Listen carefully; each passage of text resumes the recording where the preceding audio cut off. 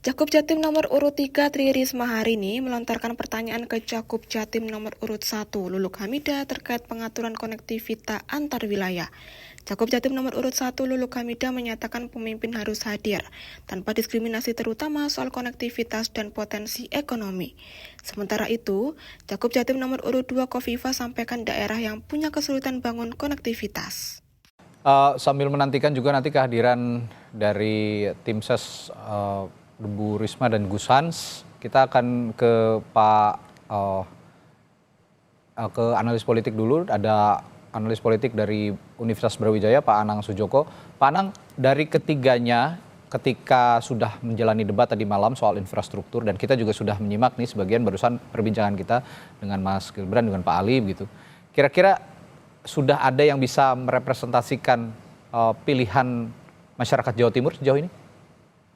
Ya, kalau dari paparan ketiga calon itu kan saya mengidentifikasi satu pasti calon nomor dua itu akan menunjukkan data terkait dengan prestasi-prestasi, yaitu keniscayaan. Sementara calon nomor satu dan nomor tiga ya pasti akan mengidentifikasi kelemahan atau kekurangan dari pemerintahan sebelumnya karena nomor dua ini kan incumbent. Nah itu hal yang wajar terjadi.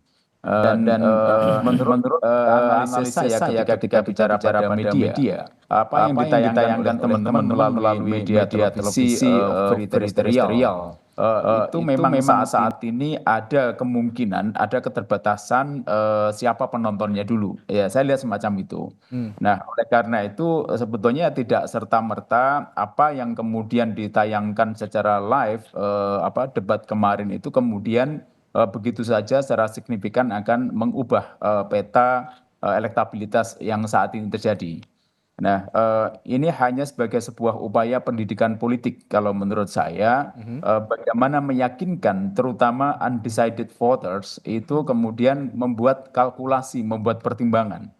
Masalah rasionalitas, logika, dan tawaran-tawaran yang solusi-solusi yang ditawarkan memang kalau memang ada identifikasi kelemahan itu ya masuk akal. Apakah kemudian itu bukan hanya sekedar gimmick atau sebuah janji? Tetapi teman-teman warga Jawa Timur itu terutama kalau kita lihat siapa sih undecided voters itu.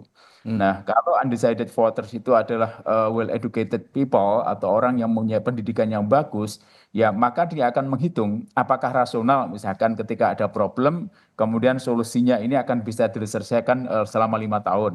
Apakah kemungkinan bahwa problem ini bukanlah sebuah generalisasi. Nah, ini yang perlu ada sebuah identifikasi dan mereka akan melakukan semacam itu. Karena begini, pada dasarnya pemilih itu ada dua. Kalau sudah ada yang sudah menetapkan sebetulnya pilihannya pada saat pencalonan itu diresmikan, itulah namanya loyalitas loyalitas pemilih itu sudah terbangun dan mereka tidak akan mudah tergoyahkan. Nah, oleh karena itu, kalau kita lihat undecided voters inilah yang kemudian akan menjadi target, terutama berbicara pada pasangan nomor satu dan nomor tiga.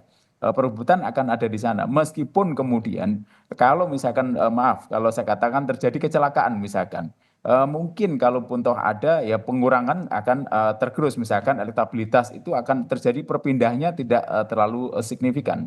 Nah, kecuali kalau kita lihat bahwa permasalahan-permasalahan yang semuanya kalau saya melihat, saya amati, yaitu representatif. Jadi ada identifikasi permasalahan tentang Madiun Magetan, permasalahan ketimpangan di Madura, kemudian kekeringan, ya itu akan berdasarkan data-data. Ya, ya silahkan, tidak apa-apa. Itu kan upaya kemudian membantu siapapun yang jadi nanti. Itu akan menjadi perhatian karena mereka juga tidak akan menyampaikan data ini hanya sekedar gimmick-gimmick politik. Tetapi saya yakin dari tim ses masing-masing memiliki kemampuan untuk melakukan identifikasi itu. Oke. Nah,